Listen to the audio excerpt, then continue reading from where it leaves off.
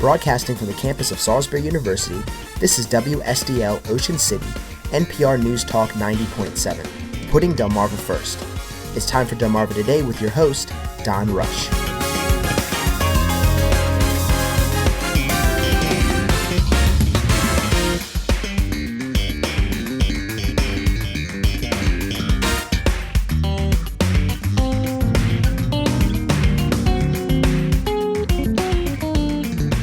There have been over 400 cases of the Zika virus in the United States and one death in Puerto Rico.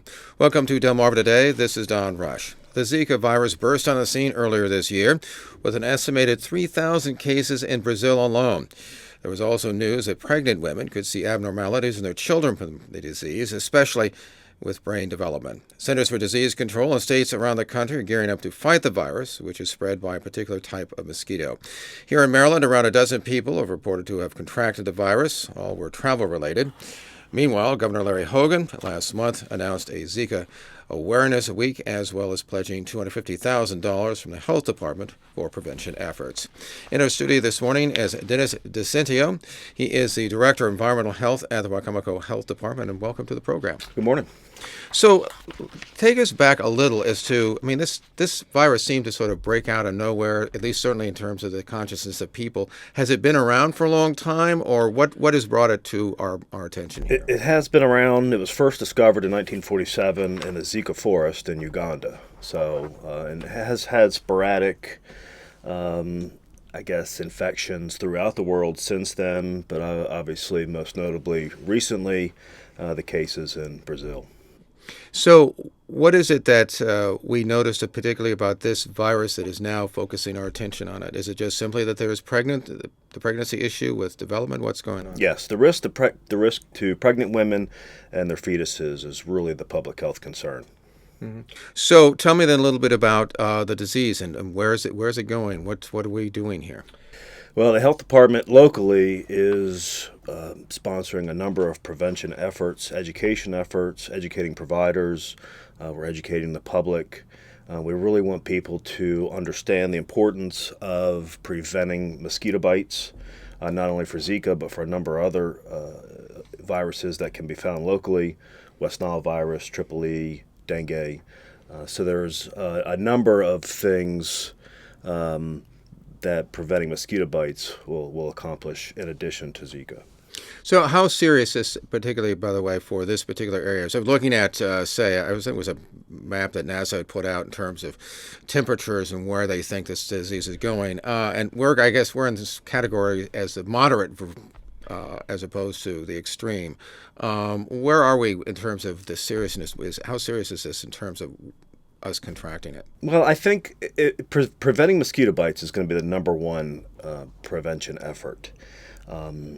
The primary vector of the Zika virus is the Aedes aegypti mosquito, which luckily is not found in Wicomico County. The concern is for the Aedes albopictus mosquito, which is the Asian tiger mosquito. That is found here and is a little bit more of a concern because it tends to be aggressive even during the daytime hours. And it also is a very indiscriminate feeder, will feed on animals and humans. Mm-hmm. So that's where the risk for vector-borne diseases. So at this point, is it a moderate concern at this point in terms of it actually showing up? And have we seen, by the way, any cases at all on the Eastern Shore? Not that I'm aware of. But as you stated, there are 12 currently in the state of Maryland. That number may go up later today. Those numbers are updated every Thursday. As of right now, they are all travel associated, including national numbers. All of those cases are travel associated as well. So I understand that the main transmission does seem to be mosquitoes, but there's also an indication it can be transmitted sexually as well? Yes. So what's the story with that? Yes, there have been a number of sexual transmissions, specifically from males into their female partners, right? Mm-hmm. So it's a recommendation is to, what's the recommendation there then? Safe sex. Mm-hmm. If you have travel history associated with these specific areas in South America, Central America, and you are a member of a pregnant family, then it's safe sex. is recommended. If you're a pregnant woman with a travel history, it's recommended that you get tested. So what kind of impact does this have, particularly on pregnant women and their fetuses, their unborn children? The number one issue has been microcephaly, which is a small head, and impacts on the brain. Mm-hmm. And so what does that mean for the child then? I mean, is it a survival, or what's... It could mean additional disabilities, birth defects. Mm-hmm. And also, I understand that it also can produce, was it Guillain-Barré syndrome as well? Yes, right? There has been one case nationally identified. Mm-hmm. And so should people be, because my understanding is that you might contract it in some of the 80%, you might not even know it? Yeah, only 20% are actually experiencing symptoms, and those symptoms can generally last up to about 14 days. So it's possible you could have the virus and not even be aware of it. So at this point, what's the health department doing in terms of? I mean, you have this funding that's coming from the state. Are we seeing some of that?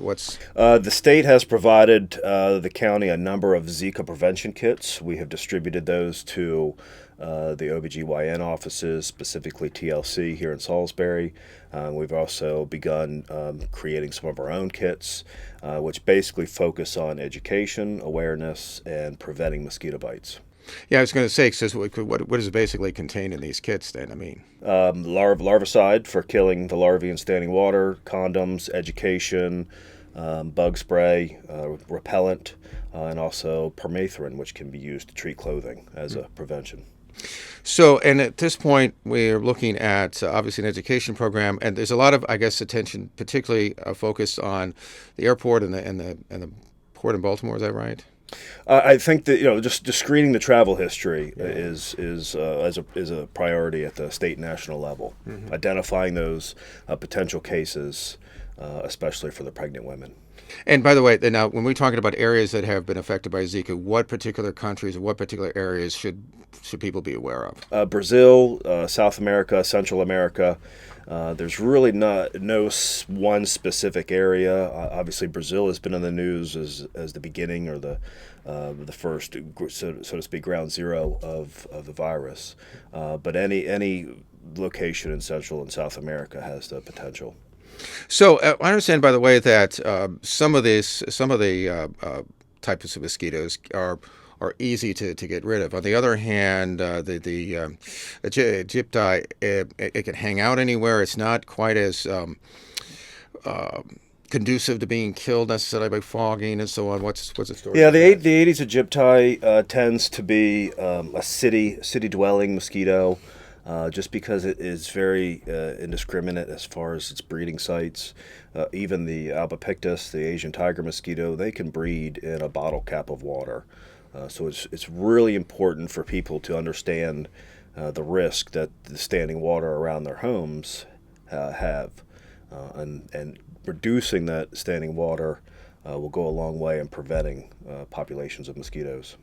So in terms, by the way, of killing mosquitoes, I guess they were eliminated to a large extent for at least a while in the 1950s and 60s. There was use of DDT.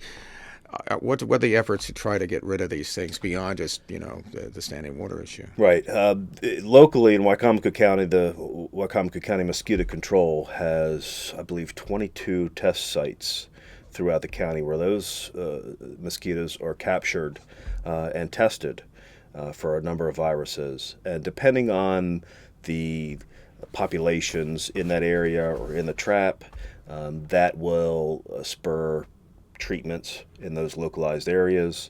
In addition, County Mosquito Control also contracts their services to neighborhoods and provides aerial spraying. So, and also I understand there's some possibility of some genetically engineered mosquitoes that might be sterile, that might do these things in. What about that? I'm not aware of any. I mean, I know there's supposed to be some program or something, some experimental stuff going on, I think. I'm not sure about that locally. Mm-hmm. So at this point, what would you recommend people do in terms of this mosquito? I mean, we've all, particularly in this area, we've been warned to say wear light clothing or be covered because of Lyme disease and ticks and so on. I mean, there's a lot of that going on. I mean, is there something out of the ordinary that we should be doing, or is it pretty much Just be aware. Be aware. Find the information if you are looking for it, and prevent mosquito bites is the number one thing. Wear EPA registered insect repellent. You can treat your clothes, but preventing mosquito bites is really the number one prevention method. And what are the kinds of symptoms that we're looking at? Flu-like, typical flu-like symptoms. So I mean, and what about rashes and things like that, or? I'm not aware of any specific rashes. So at this point, how serious does the state think it is here? We're at a level of awareness and monitoring. We're pushing out some education and preventive efforts. It hasn't been declared a public health emergency like it has in other countries, just because we haven't seen the numbers. And until we see local transmission, if we do see local transmission, then those efforts will ramp up. But our society here in the United States is much different in that a lot of our homes already have screens on the windows and air conditioning, where some of these other countries that are experiencing the explosive cases don't have screens or don't use air conditioning. So the changes in differences in the societies can decrease the number of cases here. And now, by the way, are there areas that maybe perhaps people should avoid? I mean, on the shore, in terms of where they might breed more, or? No places to avoid. If you're pregnant, you should avoid traveling to the countries where the virus is currently located. But no, there's no risk travel locally. So at this point, and now, has the Wicomico County Health Department has received a certain amount of funding, or is that just coming in the form of kits? What's that? So far, the funding has just come through those education kits and preventive kits. Discussions have been ongoing weekly with the state health department on if funds are available, and if the federal government makes those funds available to the states, then some of those funds may be available locally. And what should people then be doing in terms of if they think they might have contracted it? What is there some way to find out whether you've got it or not? Well, the testing. There's testing available at the state laboratory, and that should go through your primary physician if you're concerned. And so at this point, if you think you have some kind of symptoms, that's you basically go to the primary doctor. Right. And have doctors been alerted to this as to look for? I mean, what do they look for? Yes, they're looking for travel history and symptoms. So they are aware of the issues. The state health department has been pushing out a lot of information to the medical providers, so they are aware. And at this point, we're looking at how long do we anticipate this threat to last? I mean, is there a seasonal element to this? Well, mosquito season usually begins now when we have the warmer temperatures. But it'll be interesting to see how the populations do. We've had a pretty wet week. With warm temperatures next week, we could see a number increased in the mosquito population. And is that going to then mean stepped up efforts to eliminate these? Yeah, I think that'll increase our monitoring and our communication with local mosquito control on what sampling is being done, what the traps, the populations of the mosquitoes in the traps, and where those high-risk areas could be. And they'll notify you, let you know where this is and what's going on there? Yes. Yep. And so we're looking at something that people should be, moderately concerned about? Yeah, they should be aware. They should be aware that there is some concern. And they should be educated in the preventive efforts to prevent mosquito bites.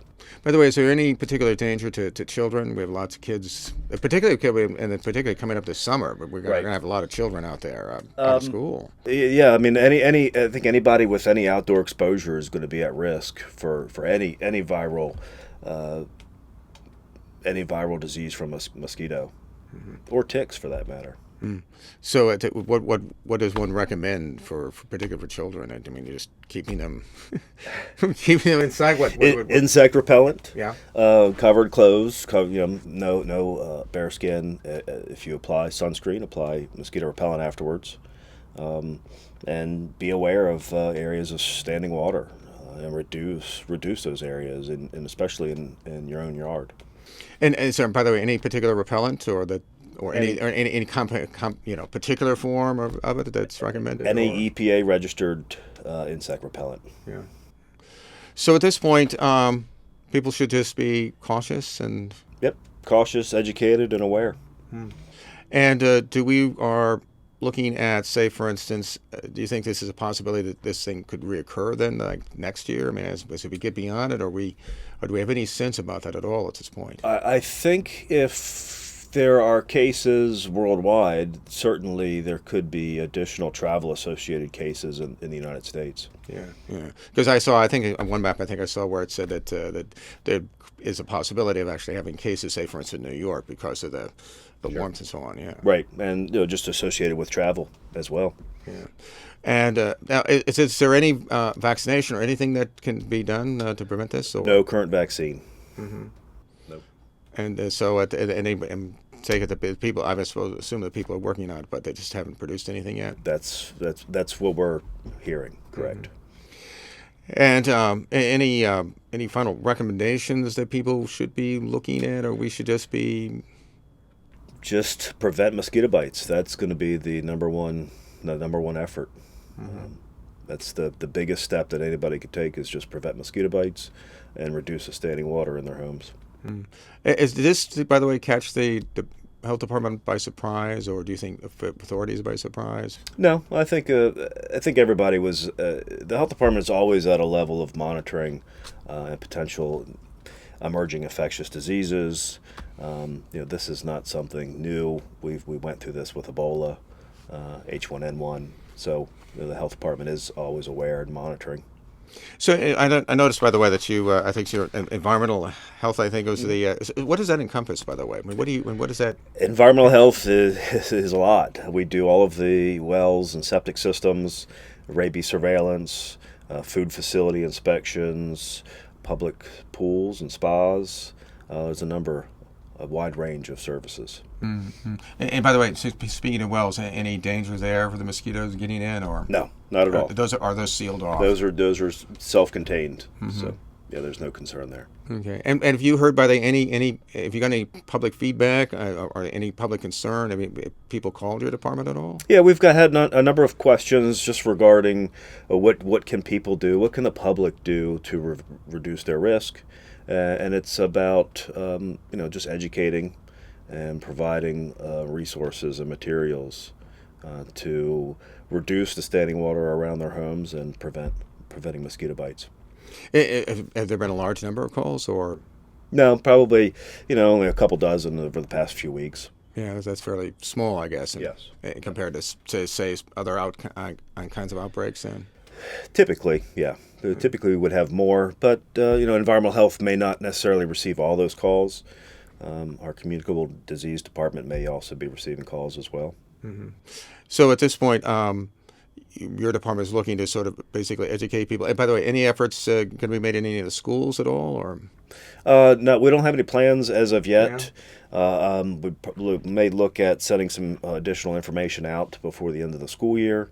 But at this point, we're just focusing on general population, putting information out on social media, getting the information and resources to the providers so that they can provide that information to pregnant women.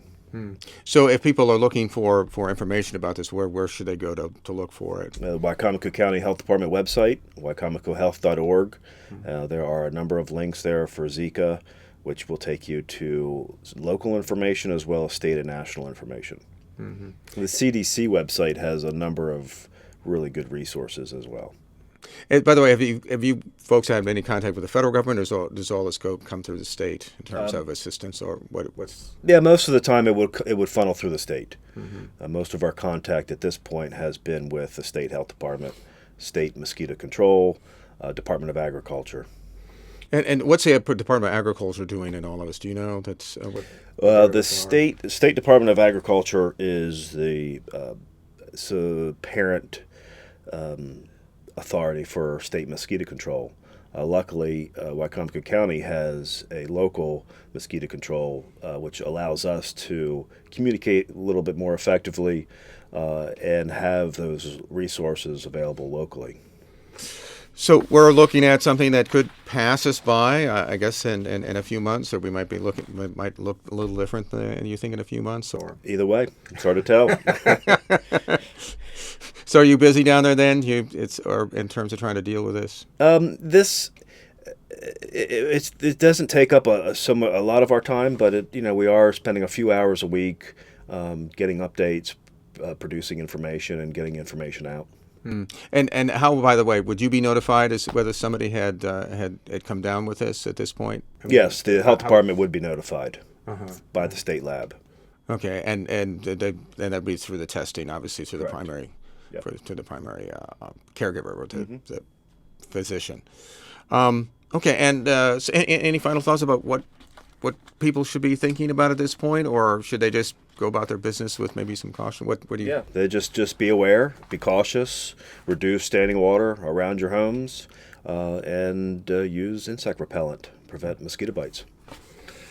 Okay, and we've been speaking with Dennis DeCintio, and he is with the Wycomico Health Department. He's director of the environmental health, and we do appreciate you stopping by and chatting with us. Thank you.